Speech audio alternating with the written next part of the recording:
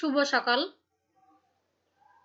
আজকের অনলাইন ক্লাসে দোলেশ্বর আব্দুল মান্নান আদর্শ মহাবিদ্যালয়ের পক্ষ থেকে সকল ছাত্রছাত্রীদেরকে ধন্যবাদ। আজ আমরা আলোচনা করব শ্রম বিভাগ সম্পর্কে। সেক্ষেত্রে আমরা শ্রমের শ্রেণী বিভাগ সম্পর্কে আলোচনা করেছিলাম। সেখানে অনুৎপাদনশীল শ্রম ছিল, উৎপাদনশীল শ্রম ছিল, শারীরিক শ্রম, মানসিক শ্রম ইত্যাদি আমরা জেনে গেছি ইতিপূর্বে। আজকে আমরা আলোচনা করব শ্রম বিভাগ। শ্রম বিভাগটা কি? শ্রম বিভাগ হচ্ছে একটা বৃহদায়তাকার উৎপাদনকারী প্রতিষ্ঠানের উৎপাদন প্রক্রিয়াকে ক্ষুদ্র ক্ষুদ্র ভাগে ভাগ করে যোগ্যতা অনুযায়ী শ্রমিক নিয়োগ দেওয়া। তাহলে বৃহদায়তাকার উৎপাদনকারী প্রতিষ্ঠান, সেক্ষেত্রে আমরা এক্ষেত্রে চিত্রটা একটু ফলো করব যে একটা গার্মেন্টস ফ্যাক্টরিতে শ্রমিকদেরকে দেখা যাচ্ছে যে তারা আলাদা দল বা বিভাগে কাজ করছে, আলাদা আলাদা ভাবে কাজ করছে। সেক্ষেত্রে এরা রোজ হাজার হাজার ইউনিট পণ্য উৎপাদন করছে, যার জন্য এদেরকে বলা হয় বৃহদায়তাকার উৎপাদন প্রতিষ্ঠান।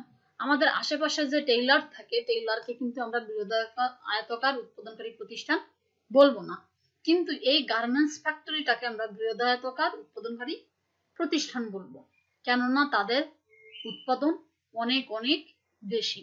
এই ধরনের প্রতিষ্ঠানে শ্রমিকদেরকে ভাগ করা হয় না। কি করা হয়? সেক্ষেত্রে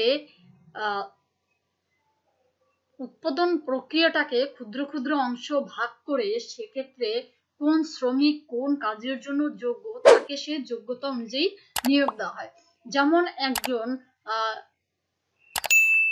এডুকেটেড পার্সনকে যদি সেক্ষেত্রে গার্ডের কাজ দেওয়া হয়, সে এই কাজটা করবে না, কিংবা একজন গার্ডকে যদি প্রকৌশলীর কাজ দেওয়া হয়, সে কাজটা চেষ্টা করলেও পারবে না। তাই সেক্ষেত্রে কি করা হচ্ছে? যোগ্যতা অনুযায়ী লোক নিয়োগ দেওয়া হচ্ছে, যে কাজটাকে ক্ষুদ্র ক্ষুদ্র ভাগ করা হচ্ছে। কেউ হিসাব রক্ষণ করবে, কেউ জিনিসপত্র রক্ষণাবেক্ষণ করবে, কেউ শারীরিক শ্রম দিবে। সাপোজ আমরা গার্মেন্টস ফ্যাক্টরির কথা ধরি, কেউ কাপড় কাটবে, কেউ কাপড় সেলাই করবে, কেউ ঘাট সেলাই করবে, কেউ মেশিন বোতাম সেলাই করবে, কেউ আয়রন করবে, কত পিস হলো কেউ তা দেখবে, কেউ কোয়ালিটি দেখবে, কেউ সেক্ষেত্রে গার্ডের কাজ করবে। এই যে কাজগুলোকে ভাগ করা হয়, কাজগুলোকে ভাগ করে তাহলে কে কোন কাজের জন্য যোগ্য, যে এডুকেটেড পার্সন হিসাব সম্পর্কে ভালো জানে তাকে হিসাব রক্ষণের দায়িত্ব দেওয়া হবে, বিক্রয় বিভাগের জন্য যে ভালো তাকে বিক্রয় বিভাগের দায়িত্ব দেওয়া হবে, ক্রয় বিভাগের দায়িত্ব একজনকে দেওয়া হবে, যে কারিগর আছেন যিনি প্রকৌশলী আছেন তাকে কারিগর বিভাগের দায়িত্ব দেওয়া হবে। এভাবে কাজগুলোকে যোগ্যতা অনুযায়ী ভাগ করে দেওয়া হবে। এই যে কাজটাকে ভাগ করে যোগ্যতা অনুযায়ী শ্রমিক নিয়োগ দেওয়া হলো, যোগ্যতা ও দক্ষতা অনুযায়ী শ্রমিক নিয়োগ দেওয়াকেই বলা হচ্ছে শ্রম বিভাগ। এক্ষেত্রে আমরা সংজ্ঞাগুলো একটু দেখে নেই। এক্ষেত্রে দেখো, জে বি টেইলার বলেছেন যে শ্রম বিভাগ হলো কাজকে ভাগ করে প্রতিটি কাজে বিশেষজ্ঞতার ভিত্তিতে কর্মী দলের মধ্যে কাজ বন্টন করে দেওয়া। বিশেষজ্ঞতার ভিত্তিতে মানে যে কাজে দক্ষ তাকে সেই কাজে নিয়োগ দেওয়া। অন্যটা দেখি, স্যামুয়েলসন এবং নর্থার্স বলেছেন যে শ্রম বিভাগ হলো উৎপাদন কাজ এবং সম্পদের একটি পদ্ধতি যার মাধ্যমে প্রত্যেক শ্রমিক উৎপাদনের একটি নির্দিষ্ট অংশে দক্ষ হয়ে ওঠে। অর্থাৎ তাকে যোগ্যতা অনুযায়ী কাজ করতে দেওয়া হয়, সেই কাজের যোগ্যতা অনুযায়ী সে কাজ করছে, কাজটা কন্টিনিউ সে করতে করতে ওই কাজের প্রতি সে আরো দক্ষ হয়ে যাচ্ছে। তাহলে আমরা কি বলতে পারি? তাহলে আমরা বলতে পারি শ্রম বিভাগ হচ্ছে বৃহদায়তাকার উৎপাদনকারী প্রতিষ্ঠানের উৎপাদন কাজকে ক্ষুদ্র ক্ষুদ্র অংশে ভাগ করে সেক্ষেত্রে যোগ্যতা অনুযায়ী শ্রমিকদেরকে নিয়োগ দেওয়া। এবার আমরা চলে যাব শ্রম বিভাগের প্রকারভেদ, অর্থাৎ শ্রমিকদেরকে কয় ভাগে ভাগ করা হলো। সেক্ষেত্রে দেখা যাচ্ছে যে শ্রমিকদেরকে প্রধানত তিনটা ভাগে ভাগ করা হয়েছে: সরল পেশা বা পেশাগত শ্রম বিভাগ, জটিল শ্রম বিভাগ এবং আঞ্চলিক শ্রম বিভাগ। সরল বা পেশাগত শ্রম বিভাগ মানে পেশাগত দিক থেকে যখন শ্রম বিভাগ করা হয়, কে কোন পেশায় কাজ করছে তাদেরকে বলা হচ্ছে পেশাগত শ্রম বিভাগ বা সরল শ্রম বিভাগ। যেমন কৃষক, যারা কৃষি কাজ করে সকলকে একসঙ্গে কৃষক বলা হয়। যারা দর্জি বা তাঁতির কাপড় বুনে, জেলেরা মাছ ধরছে, এদের এই পেশার উপর নির্ভর করে এদেরকে কৃষক, তাঁতি, কামার, কুমার, জেলে ইত্যাদি বলা হয়ে থাকে। এবার যাব আমরা জটিল শ্রম বিভাগ। জটিল শ্রম বিভাগের ক্ষেত্রে সেক্ষেত্রে হচ্ছে বৃহদায়তকার উৎপাদন প্রতিষ্ঠানের ক্ষেত্রে যে কাজকে ভাগ করে যোগ্যতা অনুযায়ী যখন লোক দেওয়া হয়, এদেরকে এক একটা কাজের জন্য দেওয়া হয়, তখন তাদেরকে বলা হয় জটিল শ্রম বিভাগ। সেক্ষেত্রে দেখা যাচ্ছে যে সম্পূর্ণ প্রক্রিয়াগত শ্রম বিভাগ। সম্পূর্ণ প্রক্রিয়াগত শ্রম বিভাগ হচ্ছে যে এক্ষেত্রে একজন শ্রমিক সম্পূর্ণ কাজটা করে থাকে, তাকে বলা হচ্ছে সম্পূর্ণ প্রক্রিয়াগত শ্রম বিভাগ। যেমন যিনি কৃষকের তুলা উৎপাদনের একটি স্বয়ংসম্পূর্ণ কাজ, কৃষক তুলা উৎপাদন করছে, সম্পূর্ণ উৎপাদন কাজটাই সে করছে, এই স্বয়ংসম্পূর্ণ কাজ। তা আবার স্প্রিং মিলে গিয়ে সুতা তৈরির কাজে কাঁচামাল হিসেবে ব্যবহার করা হচ্ছে, আবার ওই সুতার সাথে টেক্সটাইল মিলে গিয়ে কাপড় তৈরি করা হচ্ছে। অর্থাৎ সম্পূর্ণ এক একটা আলাদা আলাদা সেক্টর, আলাদা আলাদা কাজ। এটাকে বলা হচ্ছে সম্পূর্ণ প্রক্রিয়াগত শ্রম বিভাগ। অসম্পূর্ণ প্রক্রিয়াগত শ্রম বিভাগ। অসম্পূর্ণ প্রক্রিয়াগত শ্রম বিভাগ হচ্ছে যে একটা কাজের একটা অংশ বিশেষ সে করে থাকে, সম্পূর্ণ অংশটা সে করবে না। সেক্ষেত্রে গার্মেন্টস ফ্যাক্টরির ক্ষেত্রে যদি আমরা দেখি যে একটা সেক্টর কাপড় কেটে দিচ্ছে, একটা সেক্টর কাপড় সেলাই করছে, একটা সেক্টর বোতাম লাগাচ্ছে, এভাবে তারা কি করছে, এক এক দিকের কাজটা তারা আলাদা আলাদা করে করে নিচ্ছে, সম্পূর্ণ কাজটা তারা করছে না।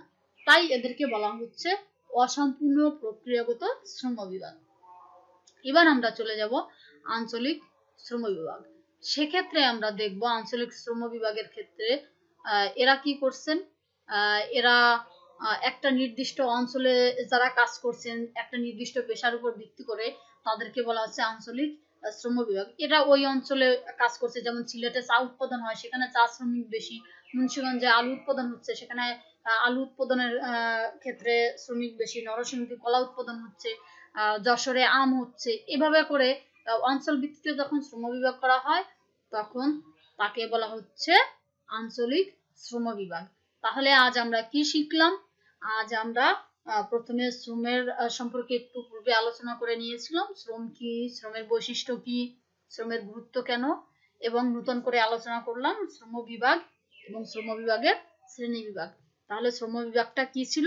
শ্রম বিভাগ ছিল বৃহদায়তকার উৎপাদনকারী প্রতিষ্ঠানের শ্রমিক উৎপাদন প্রক্রিয়াকে ক্ষুদ্র ক্ষুদ্র ভাগে ভাগ করে যোগ্যতা ও দক্ষতা অনুযায়ী লোক নিয়োগ দেওয়া হচ্ছে শ্রম বিভাগ। শ্রম বিভাগকে প্রধানত তিনটা ভাগে ভাগ করা হয়েছে। সেক্ষেত্রে সরল শ্রম বিভাগ বা পেশাগত শ্রম বিভাগ, জটিল শ্রম বিভাগ এবং আছে আঞ্চলিক শ্রম বিভাগ। সরল শ্রম বিভাগ ছিল পেশাগত দিক থেকে যাদেরকে শ্রম বিভাগ করা হয়, যেমন কামার, কুমার, তাঁতি, জেলে, এরা হচ্ছে সরল শ্রম বিভাগ বা পেশাগত শ্রম বিভাগ। আর জটিল শ্রম বিভাগকে দুটো ভাগে ভাগ করা হয়েছে। সম্পূর্ণ প্রক্রিয়াগত শ্রম বিভাগ, যারা একটি কাজ সম্পূর্ণরূপে করে, যেমন কৃষক তুলা উৎপাদন করছে, আবার একটা মিলে গিয়ে এই সুতা থেকে তুলা থেকে সুতা তৈরি হচ্ছে, অন্য একটা মিলে গিয়ে সেখান থেকে সুতা থেকে কাপড় তৈরি হচ্ছে। এই যে কাজগুলো সম্পূর্ণ এক একটা আলাদা আলাদা করে সম্পূর্ণ কাজ, তাই সেক্ষেত্রে এটাকে বলা হচ্ছে সম্পূর্ণ প্রক্রিয়াগত শ্রম বিভাগ। অসম্পূর্ণ প্রক্রিয়াগত শ্রম বিভাগ যেমন গার্মেন্টস ফ্যাক্টরি, তারা একটা সেক্টরে কাপড় কাটে, একটা সেক্টরে আয়রন করে, একটা সেক্টরে সেলাই করে, একটা সেক্টরে বোতাম লাগায়, একটা সেক্টরে হিসাব করে, একটা সেক্টরে বিক্রয় করে। এই কাজগুলো সম্পূর্ণ আলাদা আলাদা, তাহলে এদেরকে বলা হচ্ছে অসম্পূর্ণ প্রক্রিয়াগত শ্রম বিভাগ। আঞ্চলিক শ্রম বিভাগ, একটা নির্দিষ্ট অঞ্চলে যখন একটা নির্দিষ্ট কাজ করছে, তখন তাকে বলা হয় আঞ্চলিক শ্রম বিভাগ। যেমন আমরা যদি বাংলা বাজার যাই, বাংলা বাজারে গেলে সেখানে প্রকাশনী আছে, তার মানে প্রকাশনীতে যারা কাজ করছে তারা এক ধরনের শ্রম বিভাগ। হাজিবাগে গেলে সেখানে চামড়া শিল্প আছে, সেক্ষেত্রে তাহলে চামড়া শিল্পটা ওখানে চামড়ার শ্রমিকদেরকে পাওয়া যাবে। এভাবে করে আমরা একটা নির্দিষ্ট অঞ্চলে গেলে যে শ্রম বিভাগটা করছি, এদেরকে বলা হচ্ছে আঞ্চলিক বা ভৌগোলিক শ্রম বিভাগ। তাহলে আজ এই পর্যন্ত থাক। সকলকে ধন্যবাদ। সবাই ভালো থাকো, সুস্থ থাকো এবং সচেতন থাকো।